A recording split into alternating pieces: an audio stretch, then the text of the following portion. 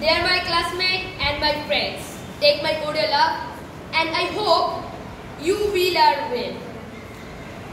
You know, often we presented our science project in the class.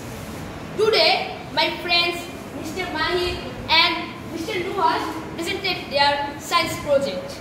I think you enjoyed this moment.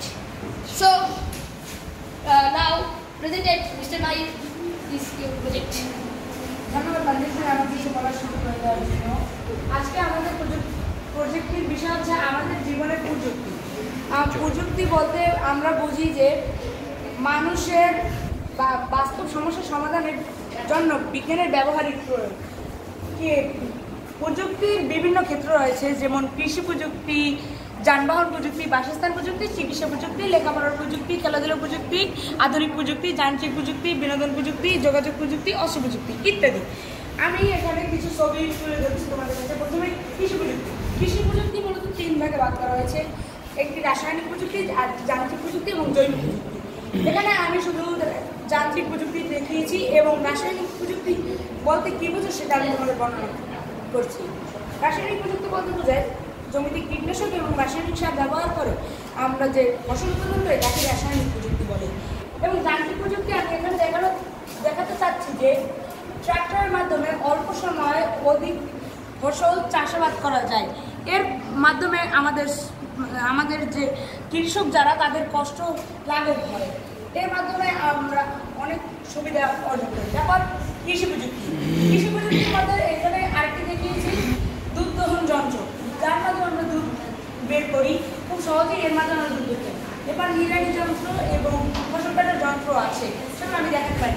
এবার আরেকটি ধাপ হচ্ছে জৈব প্রযুক্তি। কৃষি প্রযুক্তির আরেকটি ধাপ জৈব প্রযুক্তি। মানুষের কল্যাণে নতুন কিছু উদ্ভাবনে জীবের ব্যবহারই হচ্ছে জৈব প্রযুক্তি। রাসায়নিক প্রযুক্তির ফলে আমাদের মাটি এবং পানি দূষিত হয়, কিন্তু জৈব প্রযুক্তির ফলে কোনো কিছু দূষিত হয় না। এটা আমাদের পরিবেশের জন্য ভালো। তারপর যানবাহন প্রযুক্তি। যানবাহন প্রযুক্তির মাধ্যমে আমরা এক স্থান থেকে অন্য স্থানে খুব দ্রুত চলাচল করতে পারি এবং আমরা এক স্থান থেকে অন্য স্থানে খুব সহজে পণ্য সরবরাহ করতে পারি। এতে আমাদের সময় কম লাগে এবং আমরা খুব স্বাচ্ছন্দ্যে সেই স্থানে যাত্রা করতে পারি। তারপর বাসস্থানের প্রযুক্তি। বাসস্থানের প্রযুক্তিতে আমরা বিভিন্ন ধরনের প্রযুক্তি ব্যবহার করি, যেমন এসি, ফ্রিজ, বৈদ্যুতিক পাখা, রাইস কুকার, টেলিভিশন এবং কম্পিউটার। এসির মাধ্যমে আমরা আমাদের শরীর ঠান্ডা করি এবং ফ্যানের মাধ্যমে আমরা আমাদের শরীর ঠান্ডা করি। তারপর ফ্রিজে আমরা বিভিন্ন ধরনের খাদ্য সংরক্ষণ করি। তারপর রাইস কুকারের মাধ্যমে আমরা ভাত রান্না করি। টেলিভিশনে আমরা বিভিন্ন ধরনের তথ্য পাই এবং এই তথ্যকে আদান প্রদানের জন্য আমরা কম্পিউটার ব্যবহার করি। তারপর চিকিৎসা প্রযুক্তি। চিকিৎসা প্রযুক্তি আল্ট্রাসোনোগ্রাফি দেখছি, যেখানে কম্পিউটারে আমাদের পেটের ভিতরে যে কী আছে তা এখানে প্রমাণ করছে। আর স্টেথোস্কোপ, এর মাধ্যমে ডাক্তাররা আমাদের বিভিন্ন ধরনের চিকিৎসা করে থাকে। এছাড়াও কিছু চিকিৎসা প্রযুক্তি রয়েছে, যেমন কম্পিউটার টোমোগ্রাফি, থার্মোমিটার ইত্যাদি। তারপর লেখাপড়ার প্রযুক্তি। লেখাপড়ার প্রযুক্তি আমি এখানে বই, খাতা, কলম, রাবার, পেন্সিল, কাঁটা ইত্যাদি দেখিয়েছি। এর মাধ্যমে আমি এটাই বলতে চাচ্ছি যে আমরা দৈনন্দিন জীবনে লেখাপড়ার প্রযুক্তি ব্যবহার করছি এবং এটা আমাদের অনেক কাজে আছে। তারপর খেলাধুলা প্রযুক্তি। খেলাধুলায় আমি এখানে বাস্কেটবল, ফুটবল, জুতা, ব্যাট এবং বল, হেলমেট দেখিয়েছি এবং হকি খেলার স্টিক দেখিয়েছি। এগুলো আমাদের খেলাকে আরও আনন্দদায়ক করে তোলে এবং আমাদেরকে উৎসাহ দেয় খেলতে। তারপর আধুনিক প্রযুক্তি। আধুনিক প্রযুক্তি দূরবীক্ষণ যন্ত্র, এর মাধ্যমে আমরা মহাকাশের কোনো বস্তুকে দেখতে পারি। তারপর যান্ত্রিক প্রযুক্তি। যান্ত্রিক প্রযুক্তির মাধ্যমে আমরা বিভিন্ন গাছ কাটার মেশিনটি যান্ত্রিক প্রযুক্তি। এই যান্ত্রিক প্রযুক্তির ফলে আমরা খুব সহজে গাছ কাটতে পারছি এবং আমাদের সময়ও কম লাগছে। তারপর বিনোদন প্রযুক্তি। বিনোদন প্রযুক্তিতে আমি এখানে দেখিয়েছি হারমোনিয়াম, গিটার, তবলা ইত্যাদি। এগুলো আমাদেরকে খুবই বিনোদন দেয়। এর মাধ্যমে আমাদের খুবই আনন্দ পাই আমরা। এগুলো আমরা দৈনন্দিন জীবনে ব্যবহার করে থাকি। তারপর যোগাযোগ প্রযুক্তি। যোগাযোগ প্রযুক্তি হচ্ছে মোবাইল। এর মাধ্যমে আমরা এক স্থান থেকে অন্য স্থানে দূরের মানুষের সাথে যোগাযোগ করতে পারি এবং এক স্থান থেকে অন্য স্থানে তথ্য সরবরাহ করতে পারি। তারপর অস্ত্র প্রযুক্তি। বিজ্ঞান প্রযুক্তির ভয়াবহ প্রয়োগ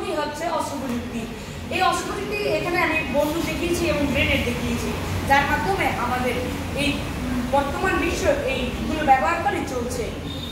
তবে আমি যে প্রযুক্তি দেখিয়েছি এর মধ্যে কিছু দূষণ রয়েছে। যেমন আমি দেখাচ্ছি প্রথমে যানবাহন প্রযুক্তিতে যে দূষণ হয়, এর থেকে নির্গত ধোঁয়া আমাদের পরিবেশ দূষিত করে। এতে বৈশ্বিক উষ্ণায়ন এবং এসিড বৃষ্টি দেখা যায়। তারপর লেখাপড়ার প্রযুক্তির ফলে আমরা যে বই খাতা উদ্ভাবন করি, এতে আমাদের গাছের প্রয়োজন। গাছ কাটার ফলে আমাদের কার্বন ডাই অক্সাইডের পরিমাণ বেড়ে যায় এবং অক্সিজেন কমে যায়। তারপর যান্ত্রিক প্রযুক্তিতেও একই সমস্যা।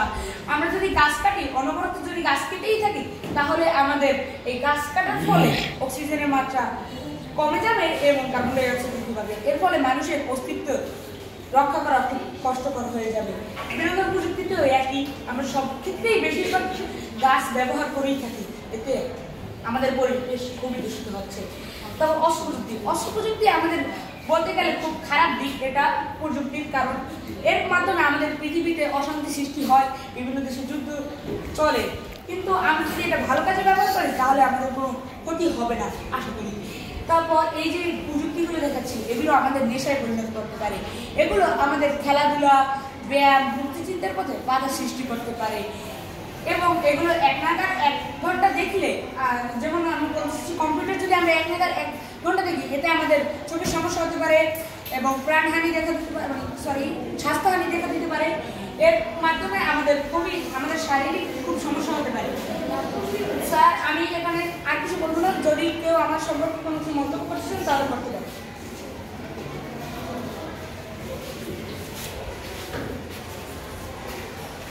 ভাই, তোমার প্রজেক্টটি অনেক সুন্দর হয়েছে। তুমি যদি এখানে বিজ্ঞান সম্পর্কিত যে সকল আইসিটি তথ্য যোগাযোগ প্রযুক্তি যেগুলো রয়েছে সেগুলো যদি তুমি অ্যাড করতে পারতে, তাহলে আমার মনে হয় প্রযুক্তি আরও সুন্দর হতো।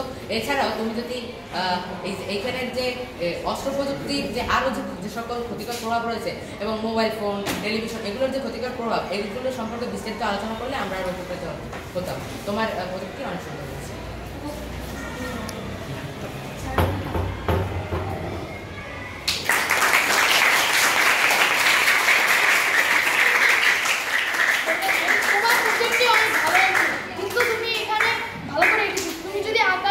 কিছু লিখতে ভালো করে তাহলে আমাদের বুঝতে ভালো হতো।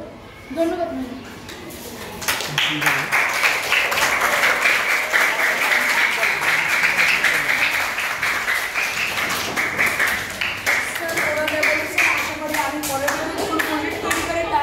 আমি এই কথাগুলো চিন্তা ভাবনা করবো এবং এগুলো লিখবো। বন্ধুরা, তোমরা আশা করি অনেক এই ক্লাসটি অনেক উপভোগ করেছো। ধন্যবাদ সকলকে।